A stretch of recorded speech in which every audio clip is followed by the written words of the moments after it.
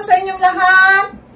Andito na naman si Ate Stella ninyo sa harap ng camera para magbigay na naman ng isang impormasyon na baka hindi nyo pa nalalaman. Pero bago ko simulan, humihiling lang po ako ng kaunting pabor na i-subscribe ang maliit na channel ni Ate Stella ninyo.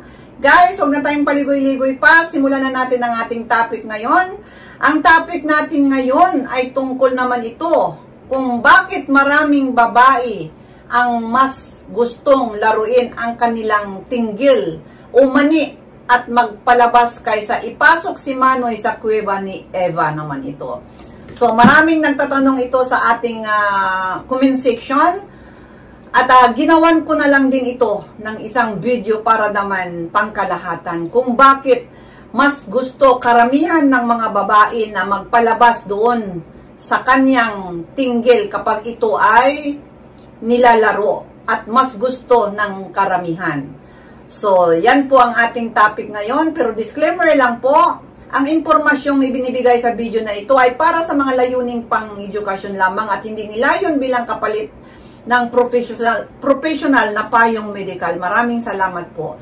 So, alam nyo ba guys na maraming babae ang mas gusto na laruin ang kanilang tinggil ng inyong dila kaysa aktwal na pakikipagtalik. So, bakit nga ba? Narito ang ilang mga simpleng paliwanag.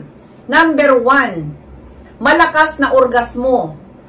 Maraming babae ang nakakaranas ng mas malalim o matinding orgasmo mula sa tinggil na stimulasyon kaysa ipasok si Manoy sa bulaklak ng babae.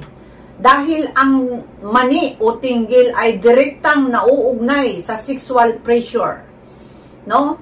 Katunayan, mas maraming babae ang nilalabasan sa pagkain ng kanyang tahong kaysa sa pakikipaglabanan o direktang ipasok si Manoy sa kuweba ni Eva. So, yan po, no? Paikot-ikutin natin kasi ayaw na ayaw ng, ng AI ang naririnig yung mga maselang bagay kaya pinapaikot-ikot namin yung salita, no? So, yon. Mas gusto ng karamihang mga kababaihan na kinakain ang tahong nila kaysa yung ipasok si Manoy. So, yan po ang ating tandaan na sa susunod, mas mabuti na gawin natin ay doon muna sa mani, pagtuunan ang inyong performance at doon pa lang makakatapos na ang isang babae o ang inyong kapariha at hindi na kayo mag-isip-isip pa na, kasi meron talagang mga kalalakihan na mabilis ding makaraos. So, doon sa mabilis na makaraos na lalaki, ay mas mabuti na laruin ninyo yung tinggil ng isang babae para doon pa lang makatapos na at sa susunod, kayo na ang sumunod. So, yan po ang aking isang advice. So, yan po yung number 1, malakas na orgasmo. At ang number 2 naman, pag-iwas sa sakit o discomfort tuwing pakikipagtalik. Para sa ilang babae, ang talik ay maaaring magdulot ng discomfort o sakit, kaya mas pinipili nilang magpalabas ng paghimod ng kanilang partner sa kanilang tahong. So, yan po yun, no? Kaya gustong-gusto ng ibang kababaihan na doon na lamang dahil minsan merong mga nararamdaman, may sakit, discomfort. So, yan po. Lalo na kung merong mga nararamdaman doon sa mattress, no? So, ayun, bumubunggo doon. So, mas maganda na doon na lang doon sa pinakamaselang bagay sa mani ang inyong pagbanatan ninyo doon at para makatapos ang inyong kapariha. At ang number 3 naman, nagsusulo play naman ito.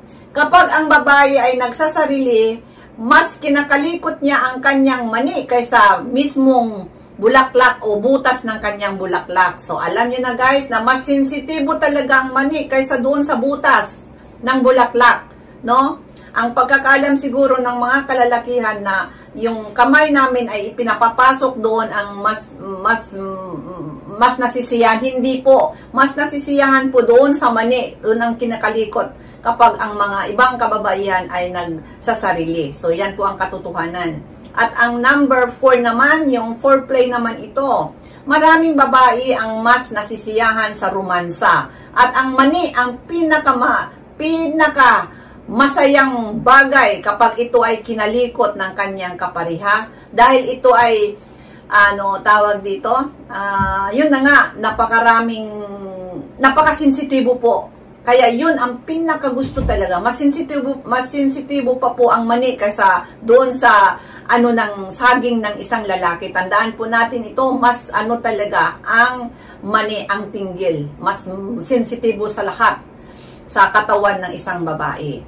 At ang number 5 naman, nerves endings naman ito. Yun na. Ang tinggil ay may napakaraming nerve endings na tinatawag. Kumulang sa 8,000, 8,000 na mas mataas kaysa ibang bahagi ng katawan.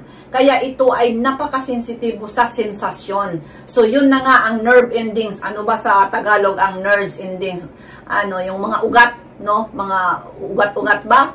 So, dahil napakarami niya, 8,000. So, kaya pala, kahit ganunin mo lang, kahit nakasalawal pa ang babae, pag inano mo sa labas, na hindi pa nakahubad ang ang salawal niya, ang panty niya, talagang magkaroon ng, anong tawag dito, yung sa kuryente, nakukuryente ka agad dahil sa sobrang sensitibo niya. Kaya pwede na ninyang diladilaan kahit pa meron siyang salawal doon sa labas, mararamdaman na yon namin. Dahil nga sa sobrang sensitibo talaga. Kaya guys, yun talaga ang dapat ninyong pagtuunan. Ilabas ninyo yung mga dila ninyong mahaba at patigasin at laruin ang mani. Yun na yun ang aking payo lang.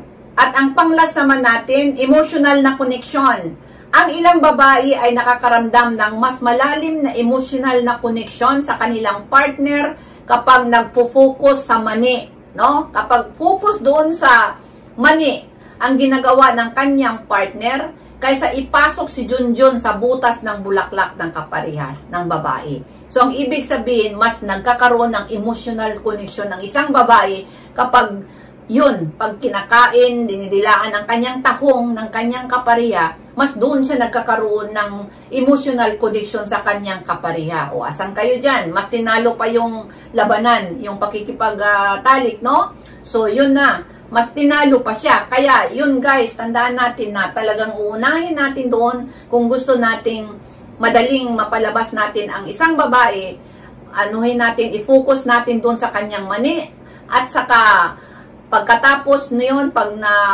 anuhan na ang babae, nalilibugan ng isang babae, pwede nyo nang ipasok si Manoy sa kanyang kuweba. So, ayun ang pinaka-the best na timing na gawin natin para pareho kayong masiyahan. So, ayan po guys, sana nagustuhan nyo ang ating vlog ngayon at maraming salamat doon sa nagtanong at sana makita mo at magkaroon ka ng idea sa aking mga sinaliksik sa kasagutan sa iyong tanong. Maraming salamat sa inyong lahat. Bye-bye!